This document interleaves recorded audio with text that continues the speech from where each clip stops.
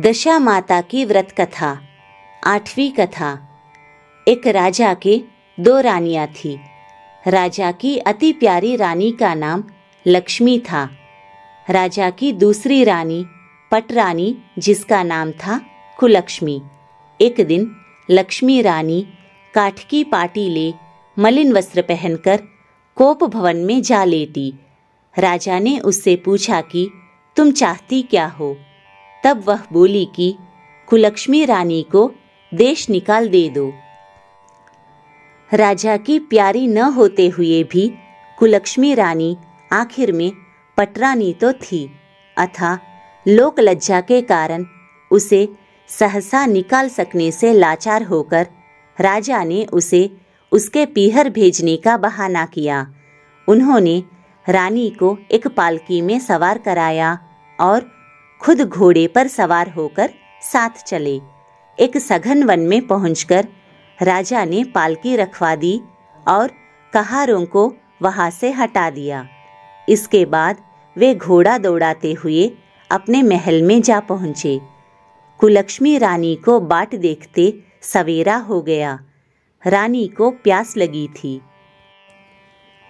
रानी ने एक सारस की जोड़ी को जाते देखा और वह उसके पीछे पीछे चलती गई। कुछ देर के बाद एक नदी के तट पर पहुंच गई।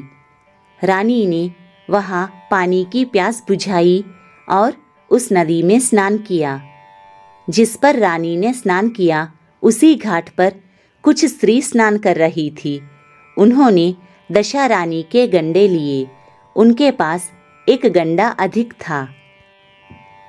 एक स्त्री ने रानी से गंडा लेने को कहा। रानी गंडा लेकर डोले में आकर बैठ गई। थोड़ी देर में दशा रानी एक बुढ़िया का वेश धारण कर आई और बोली कि बेटी, यहाँ क्या कर रही हो? रानी ने पूछा कि तुम कौन हो? बुढ़िया ने कहा, मैं तो तेरी मौसी हूँ। रानी उसके गले से लिपटकर रोने लगी। उसने अपनी विपत्ति की कहानी बुढ़िया को कह सुनाई। दशा रानी की कृपा से उसी जगह माया रच गई। रानी के भाई भाभी आदि सारा पीहर अपने आप वहाँ प्रकट हो गया। रानी ने 9 दिन तक दशा रानी की कथा कहानियाँ कही। 10वें दिन गंडे की पूजा होनी थी। उसी दिन सवेरे दशा रानी ने कहा कि तुम आज नदी में स्नान करने जाओगी, तब वहाँ तुमको जो स्वर्ण कलश मिले उसको ले आना और जो डोली तुमको लेने के लिए आए उसमें निसंकोच सवार हो जाना। रानी नदी में स्नान करने गई। वह स्नान करके निकली तो किनारे पर 2 सोने के कलश रखे दिखाई दिए।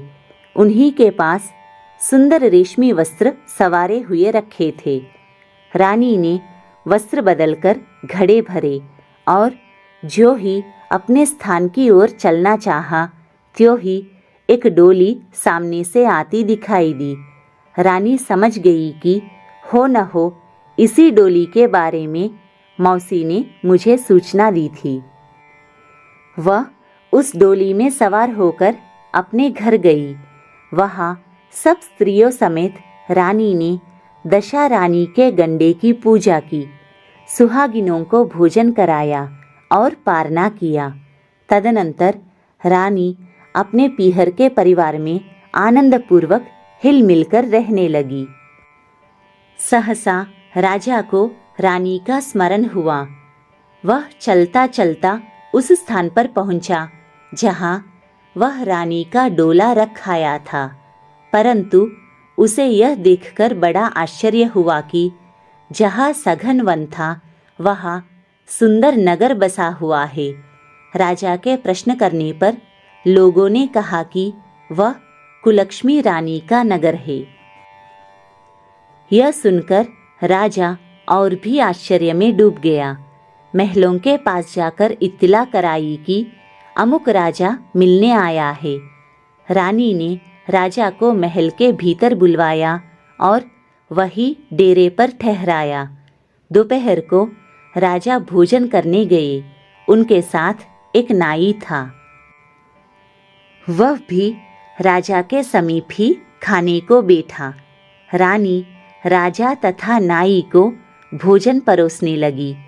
पहली बार जो ही रानी ने नाई के सामने पत्तल रखी, त्यों ही उसने रायते का एक छींटा रानी के पैर पर डाल दिया। रानी ने उसकी इस क्रिया को नहीं जाना। रानी जब दूसरी बार परोसने आई तो वह दूसरी पोशाक पहनकर आई। राजा मन में सोचने लगा कि यहाँ तो एक क्या कई रानियां एक जैसी है। डेरे पर आकर राजा ने नाई से कहा कि यहाँ तो कई रानियां हैं, यह कैसे मालूम हो कि अपनी रानी कौन है।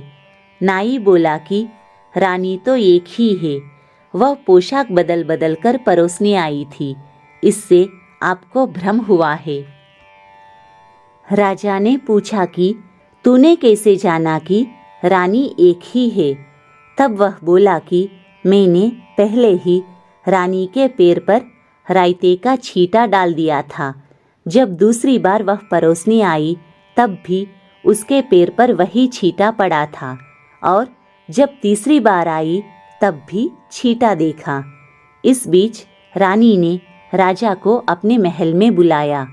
वहाँ सेज सजी हुई थी, उसी पर राजा को बिठाकर उसने पान दिए।